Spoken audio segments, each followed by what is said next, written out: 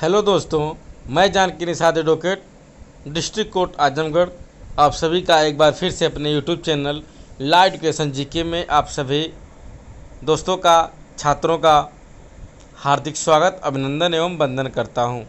तो चलिए दोस्तों, आज की वीडियो में हम जानेंगे हत्या की धमकी देकर कोई हवाई फायर करे तो क्या उसे आत्मरक्षार्थ गोली मारी जा सकती है। बहुत बड़ा क्वेश्चन है कि अगर कोई आपको धमकी दे कि तुमको गोली मार दूंगा और वो हवा में फायर करता है और आप आत्मरक्षा के लिए उसको गोली मार देते हैं, तो क्या यह आत्मरक्षा के लिए निजी सुरक्षा के अधिकार के अंतर्गत आएगा।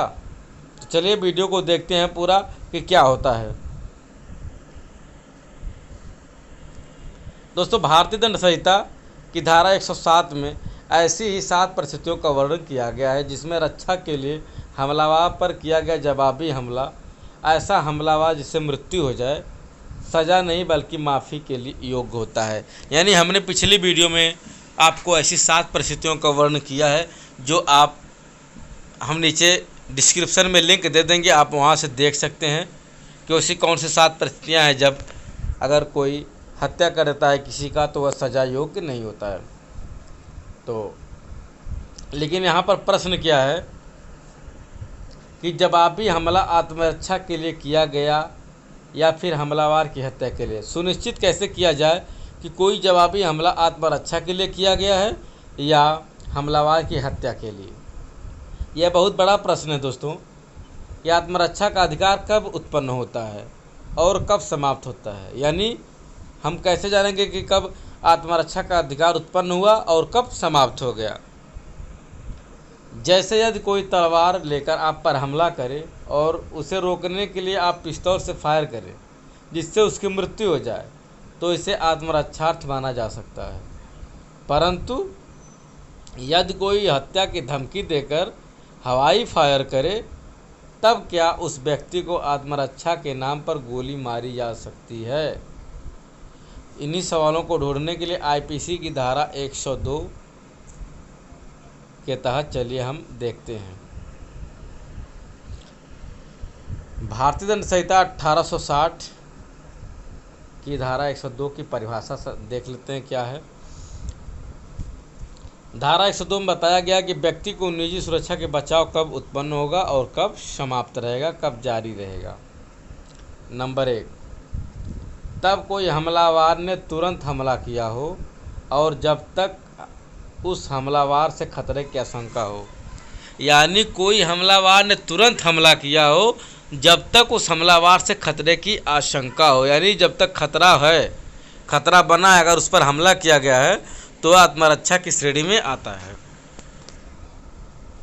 अगर हमलावर के हाथ में कोई धारदार हथियार है तब तक आप निजी सुरक्षा के अधिकार को प्राप्त कर सकते हैं। यानी कोई हमलावर धारदार हथियार लेकर आप पर अटैक कर रहा है तो आप निजी सुरक्षा के अधिकार को प्राप्त कर सकते हैं।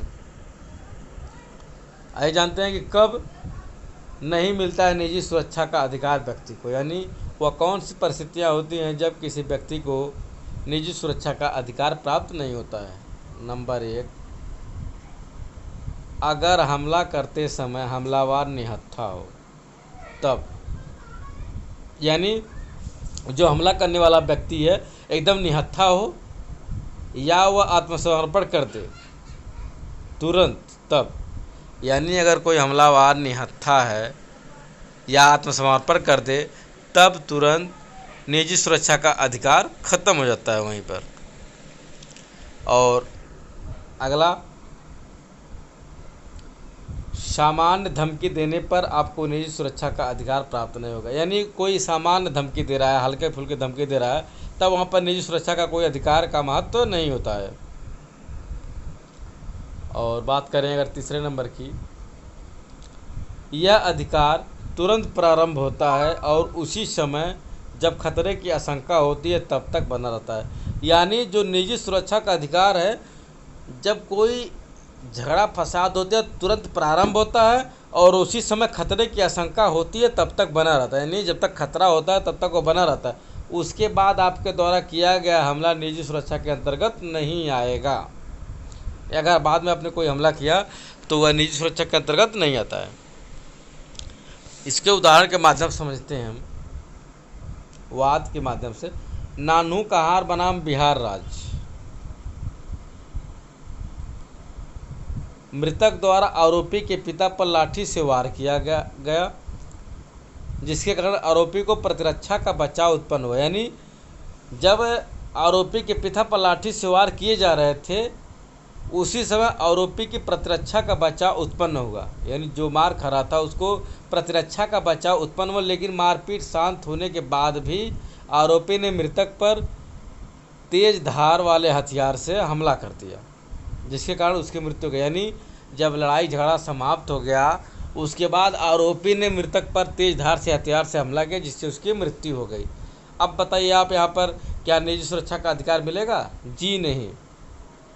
न्यायालय ने निश्चित किया कि झगड़ा शांत होते ही आरोपी का निजी सुरक्षा का अधिकार समाप्त हो गया, अतः उसके द्वारा मृतक पर किया गया हमला निजी सुरक्षा के अधिकार के अंतर्गत नहीं आता है। तो दोस्तों वीडियो कैसी रही कमेंट करके ज़रूर बताइए।